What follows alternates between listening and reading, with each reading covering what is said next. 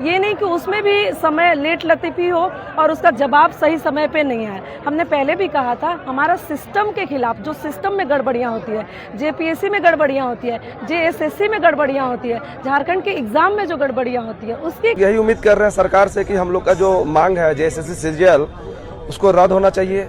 वो जो TDPL company है, ब्लैक लिस्टेड कंपनी, जो उत्तर प्रदेश में ब्लैक लिस्टेड हो गया है, वो झारखंड में भी ब्लैक लिस्टेड है जेएसएससी में, फिर भी वो जेपीएससी का एग्जाम कंडक्ट करा रहा है। कानून केंद्र का, परीक्षा राज्य की, लेकिन घोटाला किसका? सिस्टम सरकारी, परीक्षा सरकारी, लेकिन खेल किसके इशारे पर? ओएमआर से लेकर करोड़ों के चेक तक, आखिर भर्ती का मास्टरमाइंड कौन? नमस्कार, मैं हूं शशिभूषण। आज बात सिर्फ एक परीक्षा की नहीं है, आज बात लाखों युवाओं के भरोसे की है। सोचिए, आज 12 दिन हो गए हैं छात्र आंदोलन का। एक तरफ छात्र सड़क पर है, दूसरी तरफ सीआईडी करोड़ों रुपए के चेक मिलने का दावा कर रही है। ओएमआर सीट की कॉपी मिलने की बात, जमीन के कागजात मिलने की बात, और अब यह खुलासा कि आयोग के भीतर सब कुछ सामान्य नहीं था। तो सबसे बड़ा सवाल, क्या भर्ती की प्रक्रिया में बहुत पहले से ही दरार पड़ चुकी थी? क्या जिन आशंकाओं को छात्र उठा रहे थे, अब जांच उनकी परतें खोल रही हैं?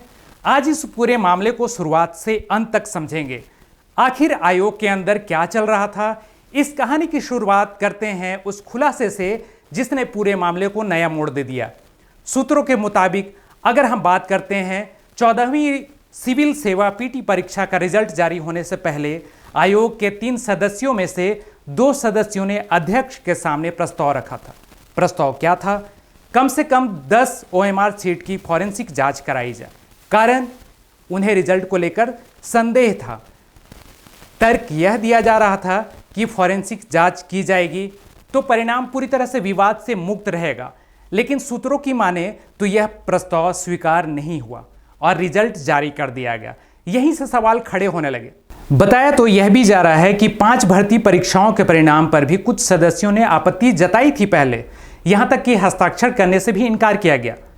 अगर यह जानकारी जांच में सही साबित होती तो इसका मतलब होता कि आयोग भीतर पहले से मतभेद मौजूद थे। फिलहाल की जांच को अब आप करीब से जब देखेंगे तो यकीन मानिए आपके होश उड़ जाएंगे। सीआईडी ने 5 जिलों में 18 ठिकानों पर छापेमारी की है और जांच एजेंसी के मुताबिक करीब अभी तक 6 करोड़ रुपए के चेक मिले हैं, ओएमआर सीट की कॉपी मिली है, जमीन के दस्तावेज मिले हैं, लैपटॉप, मोबाइल, मार्कशीट, पासबुक और कई अन्य दस्तावेज बरामद किए गए हैं। जांच के दौरान एक और गंभीर दावा सामने आया है। सीआईडी के मुताबिक कुछ अभ्यर्थियों ने सिर्फ नगद पैसे ही नहीं दिए थे। अगर कोई पैसे नहीं दे पाता था तो कथित तौर पर उसकी जमीन का कागजात गिरवी कर लिया जाता था। नौकरी का सपना और उसके बदले परिवार की पूरी संपत्ति तक दांव पर लगा दी जाती थी। हजारीबाग से जिन चेकों की बरामदगी की बात कही जा रही है, उनकी कीमत करीब 6 करोड़ रुपए बताई गई है। इसी दौरान कुछ अभ्यर्थियों ने एडमिट कार्ड भी बरामद होने का दावा किया गया। ये सारे दावे फिलहाल सीआईडी की जांच का हिस्सा है। अब इस पूरे मामले का सबसे अहम हिस्सा अभी फिलहाल किंगपिन अभय तिवारी उर्फ मनोज तिवारी का मामला भर नहीं रहा। सीआईडी का दावा है यह सिर्फ कुछ लोगों का मामला नहीं है, बल्कि एक कथित नेटवर्क काम कर रहा है। जांच के मुताबिक कुछ कोचिंग संचालक, कुछ शिक्षक, कुछ एजेंट और परीक्षा प्रक्रियाओं से जुड़े कुछ लोग एक चैन की तरह काम कर रहे हैं।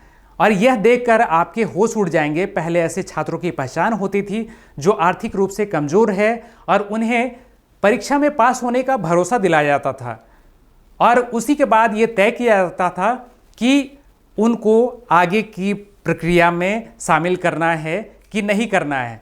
और अगर मान लिया जाए उनके पास पैसे नहीं होते थे तो उनके बदले उनके जमीन के कागजात लिए जाते थे। सीआईडी का दावा है कि ये दस्तावेज आगे सिंडिकेट तक पहुंचाए जाते थे। इसी जांच में 3 एजेंटों की गिरफ्तारी भी हुई है।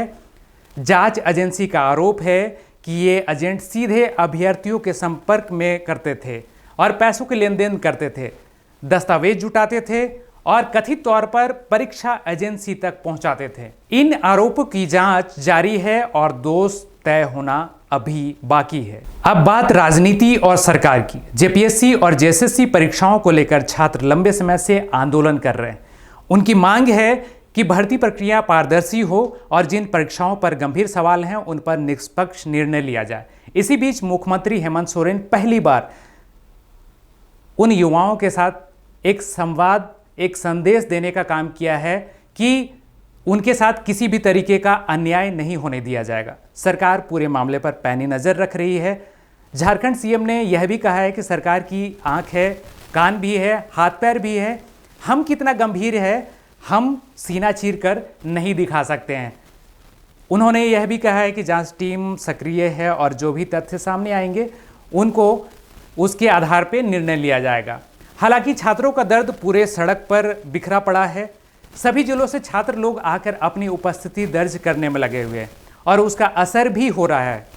और आखिर कहानी पहुंची इस जगह पे तो कहीं न कहीं उन छात्रों का एक हुजूम है, उन छात्रों का एक संघर्ष है कि सरकार उनकी बात सुन पा रही है। हालांकि आयोग के भीतर मतभेद होने की बात, ओएमआर की फॉरेंसिक जांच का प्रस्ताव, फिर सीआईडी की छापेमारी, करोड़ों रुपये के चेक, जमीन के दस्तावेज, एडमिट कार्ड, ओएमआर की कॉपियां और अब लगातार हो रही गिरफ्तारियां, ये सारे घटनाक्रम कई सवाल खड़े करते हैं। लेकिन याद रखिए, सवाल उठना और दोष सिद्ध होना दोनों अलग बात है। कौन दोषी है कौन नहीं, इसका अंतिम फैसला जांच और अदालत की प्रक्रिया से ही होगी। लेकिन एक सच आज अपनी जगह पर खड़ा है। भर्ती सिर्फ नौकरी नहीं देती, भर्ती एक परिवार का भविष्य तय करती है। एक फॉर्म भरने से लेकर सालों की तैयारी, कोचिंग, किताब, किराया, माँ के गहने, पिता की जमा पूंजी और कई घरों के सपने, सब कुछ एक परीक्षा पर टिका होता है। अगर उस परीक्षा पर सवाल उठते हैं तो सिर्फ एक रिजल्ट नहीं, पूरे सिस्टम की विश्वसनीयता कटघरे में आ जाती है।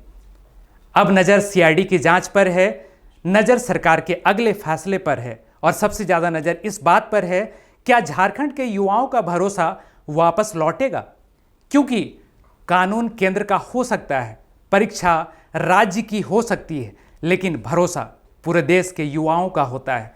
और अगर वही भरोसा टूट जाए तो नुकसान सिर्फ एक परीक्षा का नहीं होता है, पूरी पीढ़ी के भविष्य का होता है। इसी सवाल के साथ फिर मिलता हूं छात्र के आंदोलन की अगली कड़ी में। अगर आपको यह रिपोर्ट महत्वपूर्ण लगी हो तो उसे उन छात्रों तक जरूर पहुंचाइए जो इस भर्ती प्रक्रिया से जुड़े हुए हैं, जो लगातार संघर्ष कर रहे हैं, जो आज ज़मीनी हकीकत पर अपनी रिपोर्ट को दर्ज कर रहे हैं। ये सड़क पर जो लोग आज सोए पड़े हुए हैं, अपने संघर्ष को लेकर लगातार प्रयास कर रहे हैं, उन तक ये रिपोर्ट जरूर पहुंचाइए। धन्यवाद।